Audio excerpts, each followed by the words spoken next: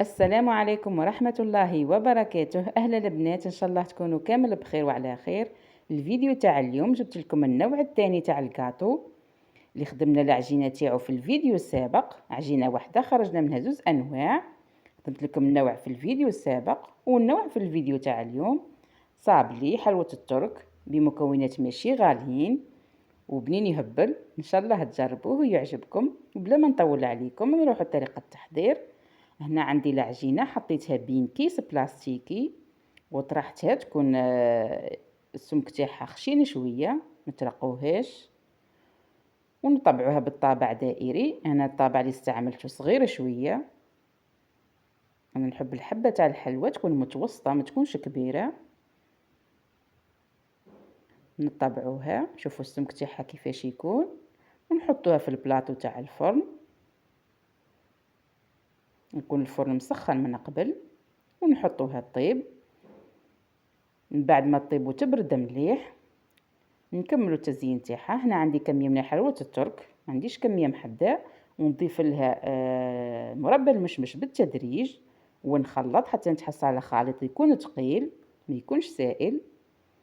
هنا نلصقوا كل حبتين مع بعض بهذا الخليط تاع حلوه الترك ومربى المشمش. نلصقوا كامل الحبات اللي عندنا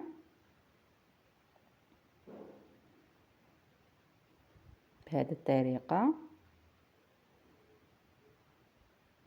شوفوا السمك تاعها البنات كيفاش هنا كي خشناه كنا رققناه، ما تجيناش الحبة عالية وما يجيش الشكل تاعها باهي. شوفوا البنات، اذا حين تلصقوا الصابلي تاعكم مربى مشمش وحده ولا المربى المشمش مع حلوة الترك خطا يجي خليط سائل، هنا العجينة السمك تاعها خشنوه شوية باش تجي عالية وتجي باهية. اما اذا حين تستعملوا كريمه تلصقوها يعني بالكريمه، هنا نقصوا من السمك تاع العجينه على خاطر الكريمه حتزيد تعلينا في الحبه تاع الحلوى. نورمالمون فهمتوا البنات.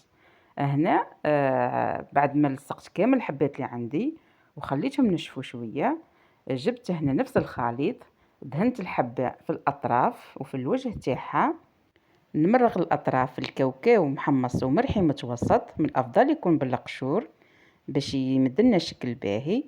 هنا بعد ما كملت كامل الحبات رشيت عليهم سكر ناعم وزينتهم بحبات تاع التوت، توت احمر يبدلنا شكل باهي الحبة تاع الحلوى. هنا لصقتهم بنفس الخليط.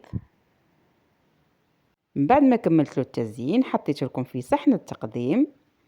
شوفوا البنات صابلي حمر الوجه، ما عندي ما نقولكم فيه، بنين اقتصادي يعني المكونات تاعو ما يكلفوش خلاص. ان شاء الله تجربوه في الاعياد والمناسبات، ونتلاقاو في فيديو جديد ان شاء الله. مع السلامة.